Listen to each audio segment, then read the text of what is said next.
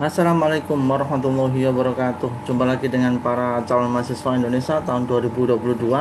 Teman-teman sekalian, eh, ini sudah masuk di hari penutupan dari pendaftaran SNMPTN. Artinya sudah tidak ada lagi yang bisa kita lakukan. Untuk itu ada dua hal ya, ada dua hal yang wajib dilakukan.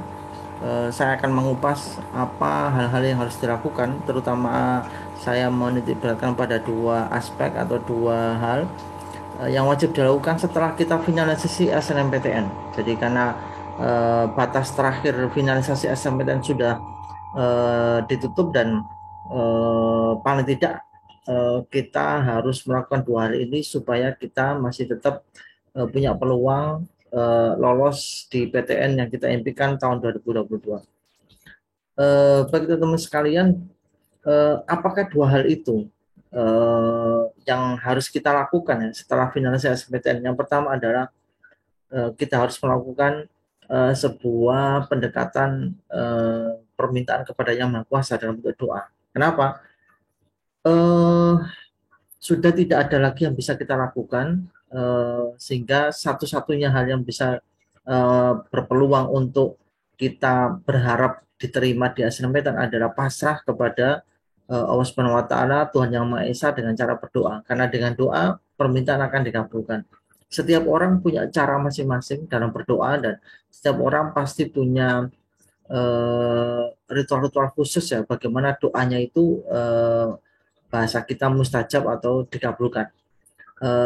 Dengan berdoa setulus-tulusnya, hal-hal yang seolah-olah tidak mungkin atau di logika itu bisa jadi mungkin, karena kekuatan doa itu segala-galanya.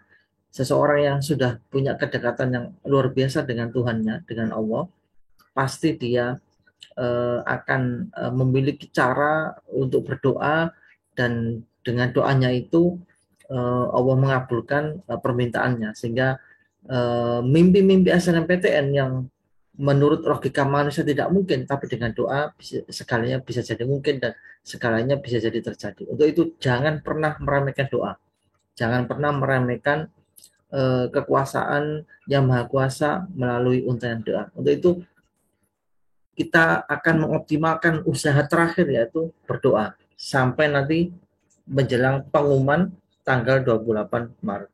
Baik. Setelah itu apa yang kita lakukan? Hal kedua yang wajib kita lakukan adalah kita harus move on dari SNMPTN dan fokus SBMPTN tahun 2022. Kenapa? Karena waktunya juga terbatas dan kita tidak bisa memastikan apakah kita nanti bakalan lolos di SNMPTN.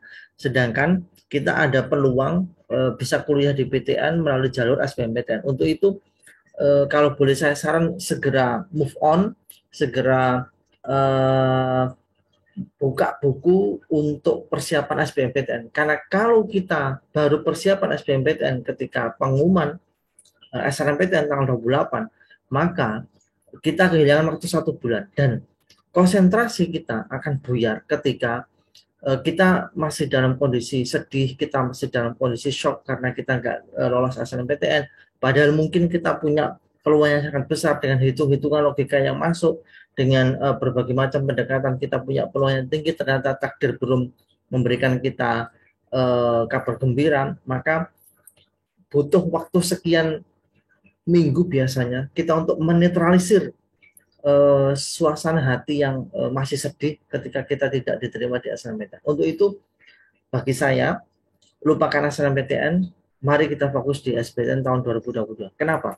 Kita lihat data ya, hasil SNMPTN tahun 2021. Ini data resmi dari LTMP di tahun kemarin, tahun 2021. Bayangkan saja teman-teman, dari tabel ini kelihatan Saintek gitu ya. Peminatnya itu 336.834. Yang diterima hanya, saya beri tanda seru, hanya 85.149. Di sini sudah kelihatan yang terima hanya 25% saja. Artinya 75% itu gagal. 75% itu ditolak, 75% itu lolos. Angka 25 itu sangat kecil, hanya seperempat saja. Untuk itu, teman-teman berharap boleh, tapi kita harus realistis melihat data, hanya kecil sekali yang diterima. Untuk itu, daripada kita menunggu sebuah pengumuman yang kita belum tentu bisa lolos, maka sebaiknya kita langsung fokus di SBMPTN. Di Soshub juga mendapatkan pola yang sama ya. Peminatnya 378.556 ini mendaftar, yang diterima itu hanya 83.836 atau persentasenya malah lebih kecil 22,15. Artinya 78% itu gagal, 70% tidak diterima atau 78% tidak lolos. Yang memilih kelompok campuran saintek dan sesum juga sama. Yang daftar itu 62.468, diterima itu hanya 15.957. Hanya 25% saja, seperempatnya juga. Artinya 75% itu gagal atau tidak diterima. Kalau di total keseluruhan peminat SBMPTN tahun 2021 itu 700 SNMPTN tahun 2021 itu 777.858.000. Diterima itu hanya 184.942. Hanya 23,78% saja. Nah, artinya ini menunjukkan betapa ketatnya, betapa persaingan itu sangat-sangat ketat, dan teman-teman harus realistis bahwasanya untuk diterima di SNMPTN itu ternyata tidak mudah. Untuk itu segera fokus di SBMPTN, segera fokus untuk latihan soal SBMPTN, dan segera fokus persiapan untuk tes UTBK. Kalau di jadwal NMPT itu kelihatan sekali di sini ya, pelaksanaan tes UTBK-nya itu 17 sampai 23 Mei, 2 gelombang, dan 28 Mei sampai 3 Juni.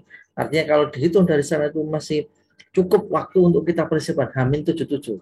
Tetapi H-77 itu menjadi sebuah waktu yang sangat cepat kalau kita tidak segera melaksanakan persiapan dari sekarang. Untuk itu teman-teman di channel yang akan saya kupas berikutnya itu adalah saya akan fokus untuk mengawal teman-teman sukses di SBMPTN tahun 2022. Yaitu apa? Saya akan menghadirkan kupas tuntas tentang keketatan prodi-prodi SBMPTN tahun 2021. Kemudian saya juga akan sharing data skor UTBK prodi-prodi di PTN tahun 2021. Kemudian saya akan membedah kisi-kisi UTBK tahun 2022 berbasis soal-soal yang sudah keluar tahun-tahun sebelumnya. Dan saya juga akan mencoba untuk membahas soal-soal UTBK 5 tahun terakhir supaya teman-teman juga punya gambaran bagaimana soal UTBK tahun ini, dan biasa setiap tahun akan mengalami pengulangan-pengulangan yang sama. Untuk itu mudah-mudahan topik-topik ini sangat membantu teman-teman untuk optimalisasi di jalur SBMPTN tahun 2022. Untuk itu jangan lupa klik subscribe dan nyalakan tanda loncengnya. Kita akan bertemu di periode berikutnya dengan video-video khusus dari nomor 1 sampai nomor 4 ini untuk mengawal teman-teman pendampingan bagaimana teman-teman bisa sukses di SBMPTN tahun 2022. Baik, sementara sampai di sini video yang saya kupas, kurang lebih maaf, sampai ketemu di video-video berikutnya. Khusus kita akan fokus di SBMPTN tahun 2022. Tetap semangat. Wassalamualaikum warahmatullahi wabarakatuh.